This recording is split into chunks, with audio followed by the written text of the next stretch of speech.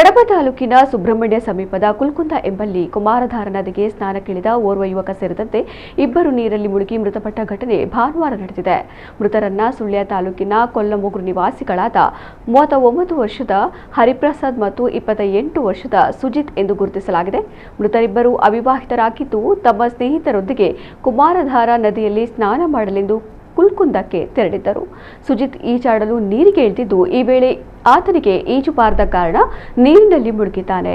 ಆತನನ್ನು ರಕ್ಷಿಸಲು ಹರಿಪ್ರಸಾದ್ ಎಂಬಾತ ನದಿ ನೀರಿಗೆ ಇಳಿದಿದ್ದಾನೆ. ಆದರೆ ಇಬ್ಬರು ನೀರಿನಿಂದ ಮೇಲಕ್ಕೆ ಬರಲಾಗದೆ ನೀರಿನಲ್ಲಿ ಮುಳುಗಿ ಮೃತಪಟ್ಟಿದ್ದಾರೆ.